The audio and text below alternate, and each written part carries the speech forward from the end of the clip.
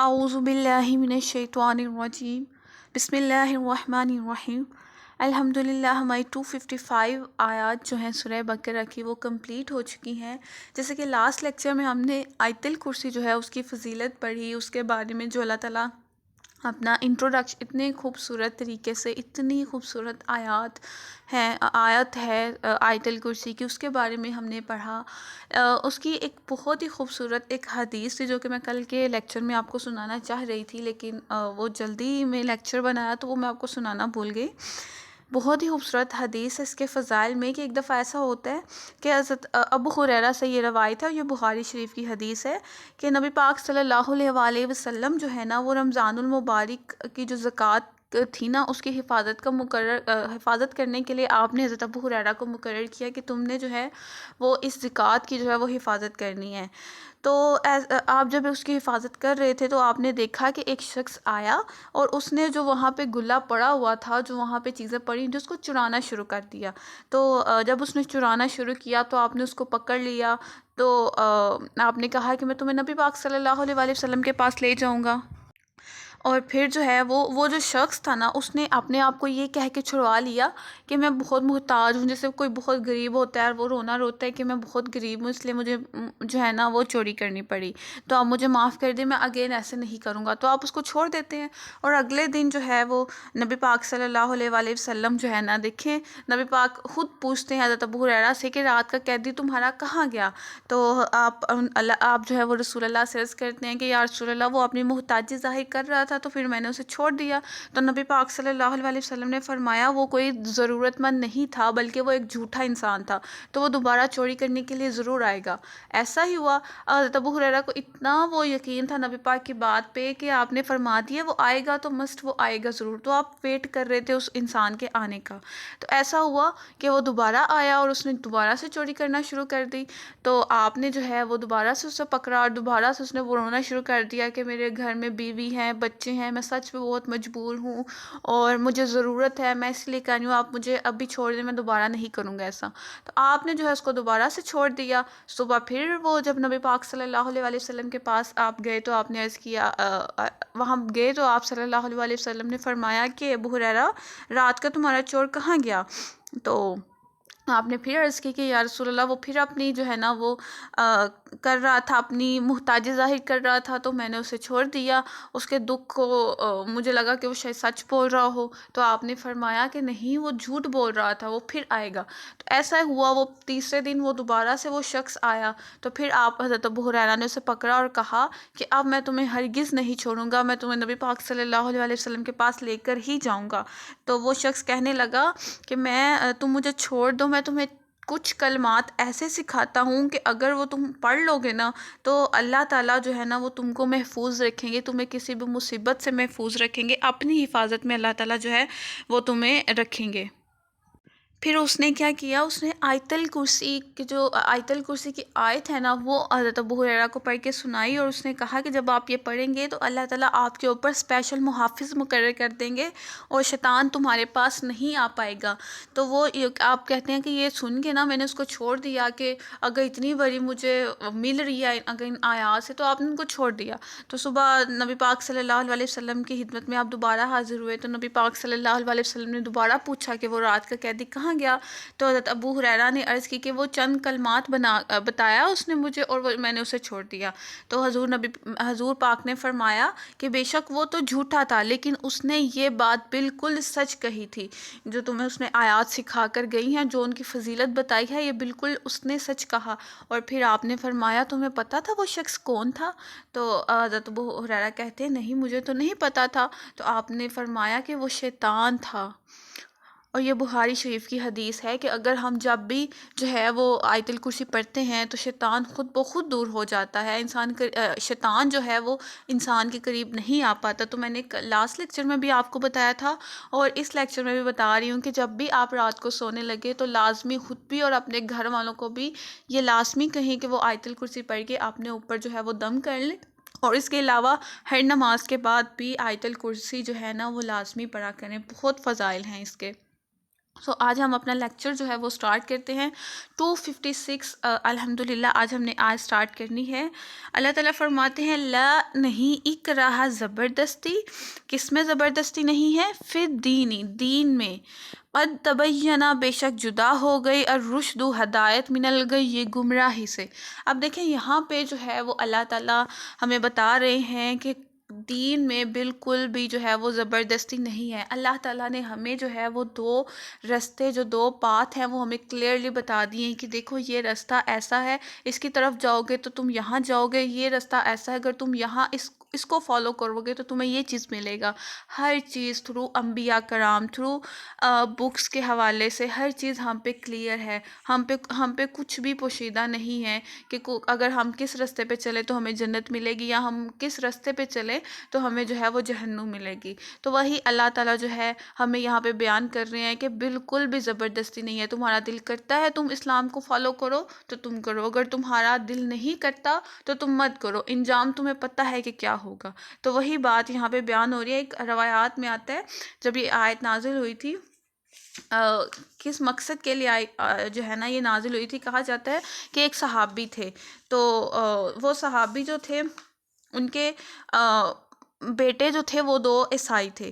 تو وہ جب مدینہ منورہ میں آپ جب تجارت کے لیے آئے تو انہوں نے نا ان صحابی کا نام نا حضرت حسین تھا، تو وہ جو ہے نا انہوں نے ان کو پکڑ لیا اور فرمایا کہ میں تمہیں ہرگز نہیں چھوڑوں گا جب تک تم ایمان نہ لے آؤ۔ اور ان کے جو بیٹے تھے انہوں نے انکار کر دیا کہ نہیں ہم ایمان نہیں لائیں گے۔ تو یہ جو مقدمہ تھا یہ ان کے بیٹوں کا اور ان کا یہ نبی پاک صلی اللہ علیہ وسلم کی خدمت میں پیش ہوا کہ وہ اپنے بیٹوں کو چاہتے ہیں کہ وہ ایمان لے آئیں، جبکہ ان کے جو بیٹے ہیں وہ زبردستی کر رہے ہیں کہ ہم ایمان نہیں لائیں گے۔ تو پھر جو ہے یہ آیت کریمہ نازل ہوئی تھی۔ اللہ تعالیٰ نے ان کو بتایا تھا کہ کوئی بھی جو ہے وہ دین میں زبردستی نہیں ہے، جو کوئی بھی اپنی مرضی سے اسلام میں داخل ہونا چاہتا ہے، ہر چیز واضح ہے، ہر چیز اللہ تعالیٰ نے روشن طریقے سے بتا دی ہے، اب اس کی مرضی ہے وہ اس کو فالو کرنا چاہتا ہے کہ نہیں کرنا چاہتا۔ آپ کو پتہ ہے جو جہنم ہے اس کے ارد گرد کس چیز کی لیئر ہے؟ اس کے ارد گرد پیسوں کی، لالچ کی، خوشنودی، مینس کہ جو لائف کو خوبصورت کر کے دکھاتی ہے، میوزک جو آج کل عام ہے، اتنی یہ جو ساری برائیاں ہیں جن کی طرف انسان بہت جلدی مائل ہو جاتا ہے، یہ ارد گرد لگی ہوئی ہیں جہنم کے، اور جو بھی ان کی طرف جاتا ہے، ان کو فالو کرتا ہے، وہ ڈائریکٹ جہنم میں جائے گا۔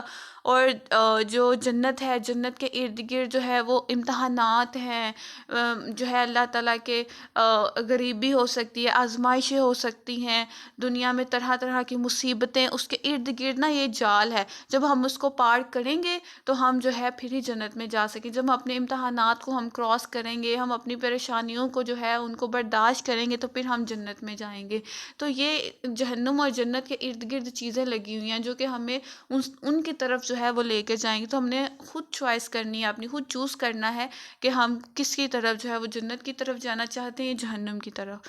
فمن پس سو یکفر نہ مانے بالطاغوت، گمراہ کرنے والے کی یعنی شیطان کی، یا گمراہ کرنے والوں کی، جو لوگ اللہ تعالیٰ کے رستے سے لوگوں کو ہٹاتے ہیں۔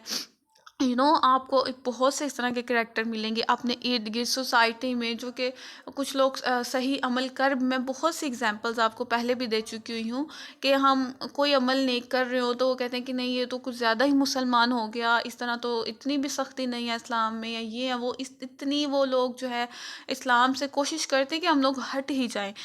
اللہ تعالیٰ کہتے ہیں کہ ایسے لوگ ہیں، مومن کی بات ہو رہی ہے، ایسے مومن ہیں کہ جو کہ کسی بھی گمراہ کرنے والوں کی باتوں میں نہیں آتے، وَيُؤْمِن وہ ایمان لاتے ہیں، باللہ اللہ پر، فقط استمسک پس انہوں نے تھام لیا، بالعرواتی رسی کو، بالعرواتی کہتے ہیں رسی کو، وثقا مضبوطی سے۔ کون سی رسی کو؟ اللہ تعالیٰ کی رسی کو۔ اللہ تعالیٰ کی رسی کیا ہے؟ قرآن پاک۔ جو لوگ قرآن کو تھام لیتے ہیں وہ لوگ کبھی بھی ناکامیاب نہیں ہوتے۔ اور قرآن کو تھامنا کیا ہوتا ہے کہ ہم نے اس کو پڑھنا ہے، دل سے پڑھنا ہے اور اس کو فالو کرنا ہے، اللہ تعالیٰ کے ہر ایک حکم کو فالو کرنا۔ جتنی بھی آیات آپ نے آج تک پڑھی، کیا آپ کو لگا ہے کہ وہ آپ کے لیے نہیں ہے؟ ہر آیت میں ہمارے لیے حکم ہے، ہر آیت میں ہمیں بتایا گیا کہ ہم نے زندگی کے اس پوائنٹ پہ کیا کرنا ہے، زندگی کے اس پوائنٹ پہ کیا کرنا ہے۔ تو اللہ تعالیٰ کہتے ہیں کہ ہم نے اللہ تعالیٰ کی رسی کو مضبوطی سے تھامنا ہے، لا انفصام نہیں ٹوٹنی چاہیے یا نہیں جدا ہونا چاہیے، لہا اس سے، واللہ اور اللہ سمیع علیم سننے والا جاننے والا ہے، بے شک اللہ تعالیٰ ہر چیز سننے والا اور جاننے والا ہے۔ اگلی آیت میں اللہ تعالیٰ فرماتے ہیں اللہ اللہ ہی ولی مددگار ہے الذین ان کو جو آمن ایمان لائے۔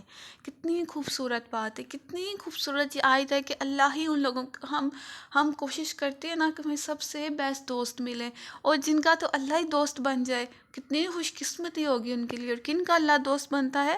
جو لوگ ایمان لاتے ہیں اللہ پہ، اس کو فالو کرتے ہیں، اس کے پاتھ کو فالو کرتے ہیں، اللہ تعالیٰ پھر ان کو کیا کرتے ہیں؟ یخرجہم، وہ انہیں نکالتا ہے، من الظلماتی، اندھیروں میں سے، الی النور، نور کی طرف۔ اب دیکھیں اکثر ایسے ہوتا ہے کہ کافی لوگ ایسے ہوتے ہیں جن کی زندگی جو ہے وہ گناہوں سے گزرتی ہے، لیکن ایٹ دی اینڈ ان پہ اللہ تعالیٰ کا اتنا کرم ہوتا ہے کہ وہ توبہ کر لیتے ہیں، اللہ تعالیٰ سے معافی مانگ لیتے ہیں۔ اسی لیے کہتے ہیں کہ کسی کو بھی جو ہے، کسی کی آپ برائی کرتے ہوئے دیکھو نا تو اس برائی سے منع کرو، یہ نہیں کرو کہ اس انسان پہ آپ جو ہے نا اس کو ہی برا سمجھنے لگ جاؤ۔ ڈیفینیٹلی آپ اس کو منع کرو کہ وہ اگر اللہ تعالیٰ نے اس کو ہدایت رکھی ہوئی تو وہ ضرور چینج ہوگا، اور کوئی پتہ نہیں اللہ تعالیٰ کس بندے کو کس پوائنٹ پہ اس کو جو ہے توبہ کی توفیق دے دے، اس کی توبہ کو اللہ تعالیٰ قبول کر لے، ہم نہیں جانتے۔ تو کوئی بھی آپ کسی کو غلطی کرتے ہوئے دیکھو تو اس کی غلطی کو منع کرو، اس کو روکو، اس کو ہو کہ تم غلط کام کر رہے ہو، یہ نہیں کہ آپ ان سے انسان سے ہی نفرت کرنے لگ جائیں۔ ایک بہت ہی خوبصورت واقعہ میں ذہن میں آ رہا ہے توبہ کا، کہ ایک شخص ہوتا ہے، اس نے نا 99 قتل کیے ہوتے ہیں، اور 99 قتل کر کے نا اس کو بہت شرمندگی ہوتی ہے کہ کیوں میں نے یہ قتل کیے، کیوں میں نے اللہ تعالیٰ کے راستے کو چھوڑ دیا۔ تو وہ توبہ کرنا چاہتا ہے، تو وہ ایک مسجد میں جاتا ہے اور جا کے اس کے جو وہ ہوتے ہیں امام ہوتے ہیں ان کو کہتا ہے کہ میں نے 99 قتل کیے ہیں، کیا میری توبہ کی کوئی صورت ہے کہ اللہ تعالیٰ مجھے معاف کر دیں گے؟ تو وہ آگے سے کہتے ہیں کہ ایسے کیسے ہو سکتے، تم نے 99 قتل کر دی ہیں، تمہاری تو توبہ کی کوئی صورت ہی نہیں ہے، ایسا ہو ہی نہیں سکتا، تم نے اتنے زیادہ قتل کر دی، تم نے اللہ تعالیٰ کی اتنی نافرمانی کر دی ہے۔ تو وہ کہتے ہیں کہ 99 قتل تو میں نے کر ہی دی ہیں، کیوں نہ میں ایک اور کر کے 100 ہی پورے کر دوں اپنے۔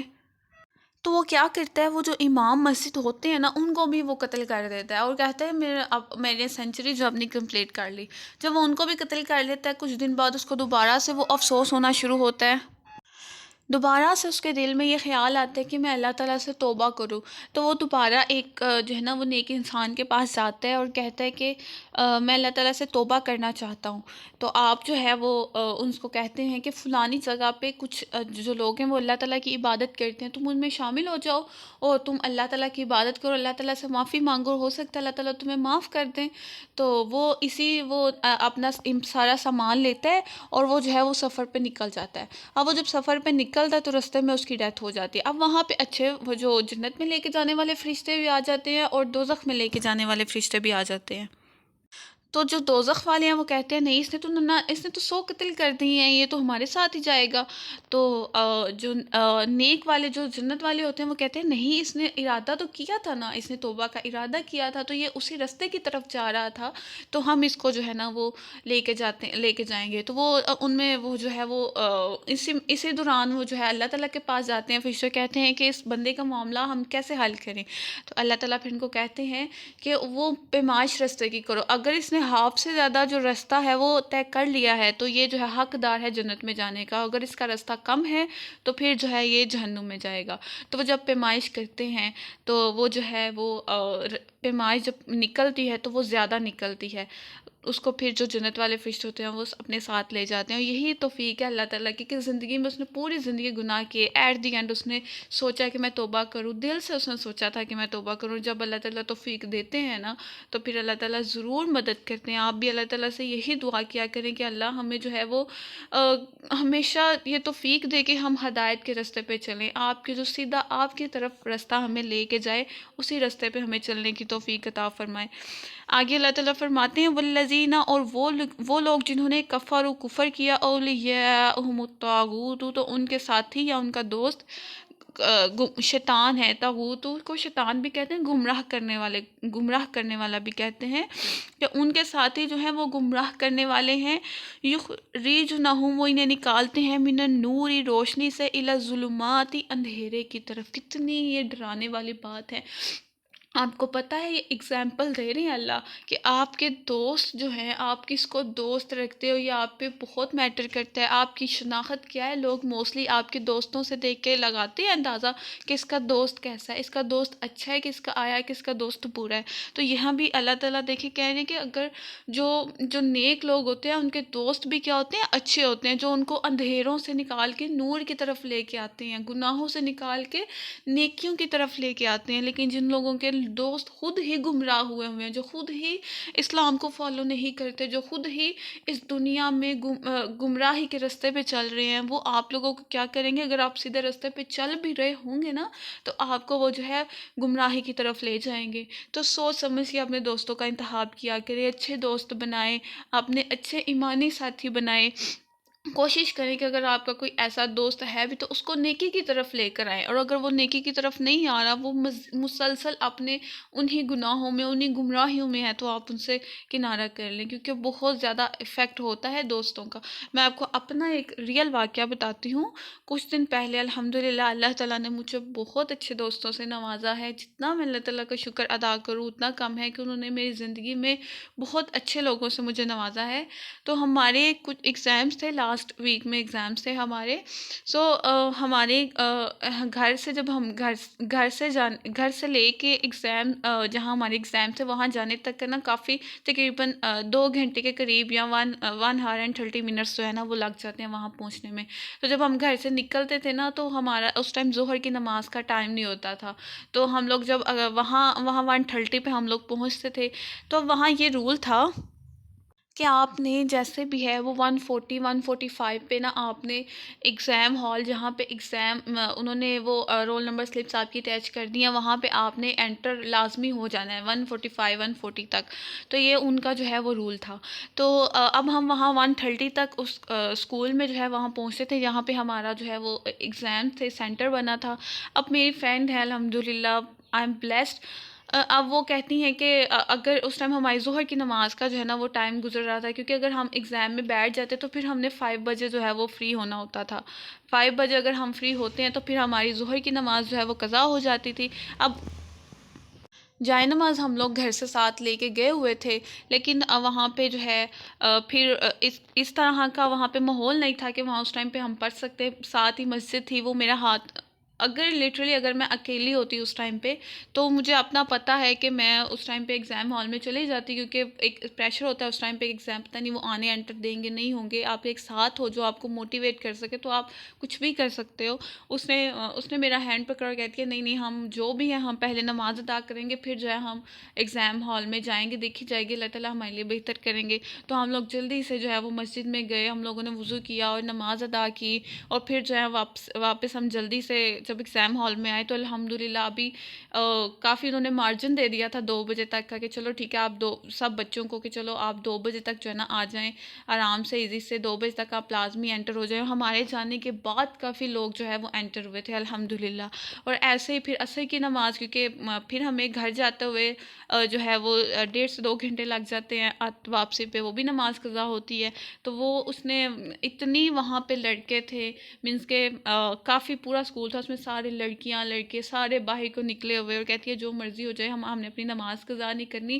وہیں پہ اس نے سب لوگوں کے سامنے ہی گراؤنڈ میں، لٹرلی مجھے تو شرم آتی ہے، میں اپنی آپ کو بتا رہی ہوں کہ اگر وہ میرے ساتھ نہ ہوتی، مجھے موٹیویٹ نہیں کرتی تو میں اس ٹائم پہ وہ نماز نہیں پڑھ سکتی تھی. اس نے کمپلیٹلی کہتے کوئی بات نہیں ہم نے اللہ تعالیٰ کے لیے پڑھنی ہے، لوگ دیکھتے ہیں تو دیکھتے جائیں. وہیں پہ اس نے وہ بیگ سے جائے نماز نکالا اور وہاں بچھایا، ہم نے نماز ادا کی انہی لوگوں کے سامنے. تو یہ آپ کو بتانے کا مقصد ہے کہ آپ اپنی زندگی میں اچھے دوست بنائیں جو آپ کو اللہ تعالیٰ کی طرف لے کے جائیں، مزید لے کے جائیں اللہ تعالیٰ کی طرف. آپ خود ایسے بنیں جو اپنی دوستوں کو اللہ تعالیٰ کی طرف لے کے جائیں کہ دیکھو نماز چھوٹی، نماز نہیں پڑھنی، یہ فرض ہے ہم پہ، اور فرض کبھی چھوڑے نہیں جاتے، لازمی پڑھتے ہیں.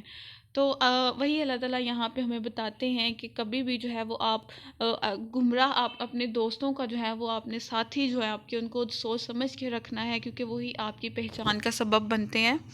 اور آگے دیکھیں کتنی ڈرانے والی بات ہے کہ اللہ تعالیٰ کہہ رہے ہیں اولئک، یہی لوگ ہیں اصحاب النار دوزخی۔ یہ کوئی چھوٹی موٹی سزا نہیں ہے، میں نے آپ کو سب سے چھوٹی سزا بتائی ہوئی ہے جہنم کی، وہ کہ جہنمی جوتے ہوں گے جو انسان کے دماغ سے لے کے پاؤں تک ہر چیز اندر کی پگھلا کے رکھ دیں گے۔ یہ سب سے چھوٹا عذاب ہے، ہم عذاب سن ہی نہیں سکتے، اتنے سخت سخت عذاب ہیں۔ تو خدا را ابھی بھی ٹائم ہے، تھوڑا غور کر لیں اور خود کو بچا لیں۔ فیہا خالدون، اور وہ ہمیشہ رہیں گے اس میں، کوئی نجات نہیں ملے گی۔ اللہ اکبر۔ آگے جو ہے ایک واقعہ ہے حضرت ابراہیم علیہ السلام کا، بہت ہی خوبصورت واقعہ، آپ نے پہلے بھی سنا ہوگا آئی تھنک۔ میں آپ کو ایک بک ریکمینڈ کروں گی پڑھنے کے لیے، قصص الانبیاء، ٹھیک ہے؟ یہ بہت خوبصورت بک ہے، اس میں سارے انبیاء کے جو ہے نا وہ واقعات ہیں، جتنے بھی قرآن مجید میں انبیاء کا ذکر ہے نا ان کو ڈیٹیل کے ساتھ جو ہے اس میں انہوں نے مینشن کیا ہوا ہے۔ یہ آپ بک ضرور پڑھیں، ٹھیک ہے؟ تو حضرت ابراہیم علیہ السلام کا واقعہ ہے، نمرود اور حضرت ابراہیم علیہ السلام کا واقعہ، جب اس نے جو ہے وہ حضرت ابراہیم علیہ السلام کو آگ میں پھینک دیا تھا، یہ سب واقعہ ہم جانتے ہیں۔ اب میں آپ کو پہلے اوور بھی تھوڑا سا دے دیتی ہوں کہ کیا ہوا تھا۔ اب جو حضرت ابراہیم علیہ السلام کی قوم تھی نا، وہ بتوں کی پوجا کرتی تھی، اتنی زیادہ وہ بتوں کی پوجا کرتی تھی نا، آپ کو سخت نفرت تھی۔ وہ کہتے تھے کیسے کوئی بت جو ہے وہ زمین و آسمان کو اتنی جو ملکیت ہے اس کو جو ہے وہ سنبھال رہا ہے، ایسا کچھ نہیں ہے۔ تو آپ نے جو ہے وہ ان لوگوں کو کہتے تھے کہ دیکھو یہ بت وغیرہ کی پوجا نہیں کرو، خدا صرف ایک ہے، صرف ایک ہی اللہ کی جو ہے نا وہ عبادت کرو۔ لیکن وہ لوگ جو وہ ماننے والے تو ہے نہیں تھے۔ اب ان میں ایک رواج ہوتا تھا کہ وہ ایک دن ایسا، جیسے ایک کلچر ہوتا ہے جیسے ہمارے عید ہوتی ہے، ٹھیک ہے؟ ویسے ہی ان کی نا وہ ایک تھا، ایک کوئی دن مناتے تھے کہ وہ خوب سارا کھانا بناتے تھے ایک دن، اور وہ جو ہے وہ اپنے بتوں کے سامنے رکھ دیتے تھے، اور وہ پھر کسی ایک کھلے میدان میں جا کے نا آپس میں وہ مزے اڑاتے تھے، مزے کرتے تھے، کھیلتے تھے، کودتے تھے، جو انہوں نے کرنا ہوتا تھا وہ کرتے تھے۔ اور رات کو جب وہ واپس آتے تھے تو وہ جو کھانا تھا نا وہ اٹھا کے وہ پھر کھاتے تھے کہ یہ اب جو ہے نا پاک ہو گیا کھانا، اب یہ بتوں کی نظر میں تھا تو اب جو ہے یہ کھانا پاک ہو گیا، تو ہم جو ہے نا کھا سکتے ہیں۔ وہی ان کا وہ دن آیا تو انہوں نے کھانا بنا کے بتوں کے سامنے رکھ دیا، اور یہ سارے لوگ میدان کی طرف چل دیے۔ انہوں نے حضرت ابراہیم علیہ السلام کو بھی کہا، کیونکہ ہر ان کا فرض جاتا تھا، تو آپ نے کہا کہ نہیں میں بیمار ہوں، آپ نے کوئی بیماری کا بہانہ بنایا کہ نہیں میری طبیعت ٹھیک نہیں ہے، میں نہیں جاؤں گا، آپ لوگ چلے جاؤ۔ تو حضرت ابراہیم علیہ السلام صرف باقی تھے قبیلے میں، باقی سارے کے سارے جو لوگ تھے نا وہ اس کھلے میدان میں چلے گئے، اور انہوں نے اپنا جو کام کرنا تھا وہ کرنے لگ گئے۔ اب حضرت ابراہیم علیہ السلام نے کیا کیا، آپ نے اس کو جو ہے سارے بتوں کو جا کے نا سب کو توڑ دیا، اور جو کلہاڑی تھی نا وہ جو ان کا سب سے بڑا بت تھا نا اس کے اوپر رکھ دی۔ اب جب رات کو یہ سارے لوگ واپس آتے ہیں، دیکھتے ہیں کہ ان کے سارے بت جو ہے نا وہ ٹوٹ چکے ہوئے ہیں، تو یہ لوگ اب اتنے پریشان ہوتے ہیں کہ یہ کس نے کیا۔ تو پھر وہ سوچتے ہیں کہ وہ ایک ہی شخص تھا جو اس قبیلے میں تھا، اور وہ کہتا بھی ہے کہ خدا صرف ایک ہے، بتوں کی پوجا نہ کرو۔ تو وہ حضرت ابراہیم علیہ السلام کو بلا لیتے ہیں، تو حضرت ابراہیم علیہ السلام کہتے ہیں کہ مجھے نہیں پتا کہ ان کو کس نے مارا، یہ اپنے بڑے بت سے ہی پوچھ لو، دیکھو اس کے اوپر ہی کلہاڑی پڑی ہوئی ہے، تو اس سے پوچھو کہ کس نے مارا۔ تو ان کو بہت غصہ آتا ہے کہ یہ ہمارے بتوں کی جو ہے نا وہ انسلٹ کر رہا ہے۔ تو وہ اس ٹائم پہ بادشاہ تھا، نمرود بادشاہ تھا، تو وہ اس کو جو ہے اس کے پاس لے کے جاتے ہیں، تو بادشاہ پھر ان میں جو ہے نا وہ کنورزیشن ہوتی ہے، تو وہی جو کنورزیشن ہے نا وہی اللہ تعالیٰ جو ہے نا یہاں پہ بیان کر رہے ہیں، وہ ہم ساتھ ساتھ پڑھتے ہیں، آپ کو مزہ بھی آئے گا۔ اور ایک اور بات آپ کو پتہ چلے میں آیات کے ساتھ ہی آپ کو بتاتی ہوں۔ علم، کیا نہیں دیکھا آپ نے، الذین، اس شخص کی طرف جس نے جھگڑا کیا، ابراہیم سے، فی ربہ، اپنے رب کے بارے میں، ان کے آتاہ اللہ، کہ دی اللہ نے اس کو، ملک بادشاہت۔ اب آپ کو پتہ ہے جو نمرود تھا نا یہ پہلا بادشاہ تھا جسے اللہ تعالیٰ نے ساری سلطنت کی، جو پوری زمین تھی نا اس کا یہ پہلا بادشاہ تھا۔ کچھ تو ہوتا ہے نا ایک ملک کا بادشاہ ہوتا ہے، 2 ملک کا ہوتا ہے، لیکن وہ پوری زمین کا، پوری سلطنت کا بادشاہ تھا۔ دنیا میں 4 ہی بادشاہ ایسے آئے ہیں، 2 مسلمان تھے اور 2 جو تھے وہ کافر تھے۔ ایک مسلمان جو تھے ان میں حضرت سلیمان علیہ السلام جنہوں نے پوری دنیا پر حکمرانی کی ہے، اور دوسرے حضرت ذوالقرنین علیہ السلام، انہوں نے بھی پوری دنیا پر حکمرانی کی ہے۔ اور 2 کافر بادشاہ، ان میں سے ایک نمرود ہے اور دوسرا بخت نصر اثر ہے، ان دونوں نے بھی جو ہے نا پوری دنیا پہ حکمرانی کی ہے۔ تو یہ جو نمرود تھا نا، یہ پہلا بادشاہ تھا جس نے پوری روئے زمین پر جو ہے بادشاہت کی تھی۔ تو وہی جو ہے نا آپس میں ان دونوں کا مکالمہ ہے، وہی اللہ تعالیٰ بیان کریں گے۔ اذا جب قولا اس نے کہا ابراہیم ابراہیم سے ربیہ میرا رب، الذی وہ ہے جو یحیی زندہ کرتا ہے، و یمیت اور مارتا ہے۔ اب کیا ہوا کہ جب جو حضرت ابراہیم علیہ السلام ہے ان کو نمرود کے سامنے لایا جاتا ہے نا، تو ان میں مکالمہ ہوتا ہے، اور وہ حضرت ابراہیم علیہ السلام کہتے ہیں کہ میں تو ان بتوں کو مانتا ہی نہیں، میں تو ایسے خدا کو مانتا ہوں جو کہ زندہ بھی کرتا ہے اور مارتا بھی ہے۔ اور وہ اس ٹائم پہ خود اپنے رب ہونے کا جو ہے وہ دعویٰ کر رہا تھا، کہہ رہا تھا کہ میں خود رب ہوں، جو نمرود تھا استغفر اللہ۔ تو آپ نے آگے اس کو کہا کہ میں تو ایسے خدا کو مانتا ہوں جو زندہ بھی کرتا اور مارتا بھی ہے۔ تو آگے اس کا جواب سنیے وہ کیا کہتا۔ قولا اس نے کہا انا میں بھی یہ زندہ کرتا ہوں، امید ہوں اور میں مارتا ہوں۔ اب وہ جو نمرود تھا وہ کہنے لگا میں بھی زندہ کرتا ہوں اور میں بھی مارتا ہوں۔ اب اس نے کیا کیا، دو آدمی تھے، ایک کو جو ہے وہ رہائی ہونی تھی اور ایک جو تھا اس کو سزائے موت ہونی تھی۔ اب اس نے کیا کیا، جس کو رہائی ہونی تھی اس کو اس نے مار دیا، اور جس کو جو ہے جس کو سزائے موت ہونی تھی اس کو اس نے جو ہے نا وہ رہا کر دیا۔ اس نے کہا دیکھو جس کو موت دینی تھی اس کو میں نے بچا لیا، زندگی دے دی، اور جس کو زندہ چھوڑنا تھا اس کو میں نے مار دیا۔ تو میں بھی زندہ کر سکتا ہوں اور میں بھی مارتا ہوں۔ اب جو حضرت ابراہیم علیہ السلام ہے نا، انہوں نے کوئی بحث نہیں کی، انہوں نے اپنا اگلا پوائنٹ آف ویو رکھا، اور کیا رکھا، قولا کہا ابراہیم نے فَإِنَّ اللَّهَ پس بے شک اللہ یأتی لاتا ہے بالشمس سورج کو، من المشرقی مشرق سے، فأتی بها پس تو اسے لے آ، من المغربی مغرب سے، فبہت الذی تو وہ حیران رہ گیا جو کفرا جس نے کفر کیا، واللہ اور اللہ لا یہدی نہیں ہدایت دیتا قوم الظالمین کا ظالم قوم کو۔ اب دیکھیں حضرت ابراہیم علیہ السلام نے فوراً کہا، انہوں نے کہا میرا تو خدا ایسا ہے جو سورج کو مشرق سے نکالتا ہے۔ اگر تو دعویٰ کرتا ہے کہ سچ میں خدا ہے تو سورج کو مغرب سے نکال کے دکھا۔ اب ڈیفینیٹلی وہ تو خدا ہے نہیں تھا، تو وہ حیران رہ گیا، اتنا غصے میں آ گیا کہ اس نے حضرت ابراہیم علیہ السلام کو یہ سزا دے دی کہ ان کو جو ہے وہ آگ میں پھینک دیا جائے۔ اب بھی جو ہے صرف اتنا سا واقعہ اس آیات میں جو ہے وہ اللہ تعالیٰ بیان کر رہے ہیں، انشاءاللہ ڈیٹیل کے ساتھ آگے آئے گا سارا واقعہ، وہ بھی ہم انشاءاللہ آگے پڑھیں گے۔ ابھی جو ہے ابھی کے لیے صرف اتنا ہی آپ جو ہے نا وہ آپ کو پتہ ہونا چاہیے، اور بے شک اللہ تعالیٰ جب وہ نہیں کر سکا کیونکہ وہ تو کافر تھا، اللہ تعالیٰ فرماتے ہیں بے شک اللہ تعالیٰ ہدایت نہیں دیتا جو لوگ ظالم ہوتے ہیں۔ اب اس سے جو اگلی آیت ہے نا، اس میں بھی واقعہ ہے، بہت مزے کے واقعات آ رہے ہیں، ٹرسٹ میں یہ جو پورا لیکچر ہے اس میں تقریباً ہم نے واقعات ہی پڑھے ہیں، اور یہ بھی بہت خوبصورت واقعہ ہے حضرت عزیر علیہ السلام کا۔ حضرت عزیر علیہ السلام کا کیا واقعہ تھا کہ بیت المقدس میں جو ہے وہ بنی اسرائیل جو ہے وہ آباد تھے۔ جب بھی کوئی قوم اپنی نافرمانیاں کرتی ہے، حد سے آگے بڑھ جاتی ہے، تو ڈیفینیٹلی ان پہ عذاب ضرور آتا ہے اللہ تعالیٰ کی طرف سے۔ تو ان پہ بھی کیا آیا، جب ان کی نافرمانیاں بڑھ گئیں تو ایک بخت نصر بادشاہ تھا، اس نے ان پر حملہ کر دیا، اور اتنی بڑی وہ فوج، اتنی بڑی فوج، انہوں نے سب کو ان کو مار دیا، کچھ کو قتل کر دیا، کچھ کو قید کر لیا، کچھ کو ان کے علاقوں سے نکال دیا۔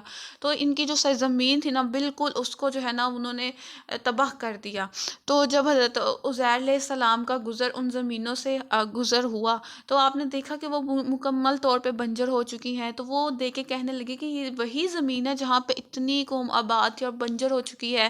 تو وہ ان کے دل میں خیال آیا کہ اللہ تعالیٰ کیسے ایک مردہ ہوئی زمین کو زندہ کریں گے، کیسے اللہ تعالیٰ جو ہے ایک مر گئی ہوئی چیز کو دوبارہ زندہ کیسے کر سکتے ہیں۔ تو ان کے دل میں جو تھا یہ شبہ پیدا ہوا۔ تو اب وہ جب وہ آئے تھے نا اس علاقے میں، تو ان کے پاس کچھ چیزیں تھیں، کچھ کھجوریں تھیں، اور ایک برتن میں انگور کا جو ہے نا وہ شیرہ تھا، ساتھ ان کے ساتھ ایک گدھا تھا۔ تو آپ جو ہے نا وہاں ایک جگہ پہ نا آپ نے اپنی وہ گدھا باندھا اور آرام کرنے کے لیے لیٹ گئے۔ اس ٹائم جو ہے نا وہ صبح کا ٹائم تھا، سورج نکلا ہوا تھا تب، تو صبح کا ہی ٹائم تھا۔ تو آپ جو ہے وہ آرام کرنے کے لیے لیٹ گئے، اور اللہ تعالیٰ نے کیا کیا، اللہ تعالیٰ نے ان کی جو ہے روح جو ہے وہ قبض کر لی، اور پھر جو ہے اللہ تعالیٰ نے ان کو لوگوں سے جو ہے نا وہ چھپا دیا، نہ کوئی لوگ جو تھے ان کو نہیں کوئی بھی ان کو نہیں دیکھ سکتا تھا، اللہ تعالیٰ نے سب سے جو ہے ان کو چھپا دیا۔ پھر اس کے بعد اللہ تعالیٰ نے ایک نیک بادشاہ آیا، اس کو بیت المقدس کی سرزمین پر لے کر آئے، اور اس نے بیت المقدس کو پہلے سے بھی زیادہ آباد کر دیا، اور مزید جو ہے وہ خوشحال حال بنا دیا۔ تو اسی کا جو ہے نا وہ واقعہ اللہ تعالیٰ یہاں بتا رہے ہیں کہ کیا ہوا تھا۔ او یا کلذی، اس شخص کے معنی کون سے شخص؟ حضرت عزیر علیہ السلام، مرہ جو گزرے، علا اوپر، قریۃ ایک بستی کے، واہیہ اور وہ، خاویۃ گری ہوئی تھی۔ کون سی بستی؟ بیت المقدس، علی عروشہا اپنی چھتوں پر۔ قال اس نے کہا، انا کیسے، یحیی زندہ کرے گا، ہذہ اللہ اس کو اللہ، بعد موتہا اس کے مرنے کے بعد۔ یہ ان کے دل میں جو ہے نا وہ ایک وسوسہ آیا۔ فاماتہ اللہ تو اس کو مردہ رکھا اللہ نے، می آتا 100 عامٍ سال، ثم پھر بعثہ پھر اسے اٹھایا۔ اب اللہ تعالیٰ نے انہیں 100 سال تک ایسے ہی جو ہے نا ان کی روح قبض کر کے رکھی، اور 100 سال بعد جو اللہ تعالیٰ نے ان کی روح واپس ان میں جو ہے وہ ڈالی۔ جب واپس ڈالی تو اس ٹائم پہ نا سورج غروب ہو رہا تھا، ٹھیک ہے۔ تو پھر اللہ تعالیٰ نے ان سے سوال کیا، قال اس نے پوچھا، کم لبثت کتنی دیر ٹھہرا؟ یہ اللہ تعالیٰ ان سے کویشچن پوچھ رہے ہیں کہ تم کتنی دیر تک جو ہے یہاں پہ ٹھہرے رہے؟ تو قال اس نے کہا، لبثت میں یہاں ٹھہرا، یومن ایک دن، او یا بعد یومن یا دن کا کچھ حصہ، کیونکہ جب وہ لیٹے تھے تو دن جو ہے نکلا ہوا تھا، اور جب وہ اٹھے تھے تو سورج غروب ہو رہا تھا، تو ان کو لگا کہ میں بس ایک دن یا کچھ ٹائم جو ہے صرف سویا ہوں۔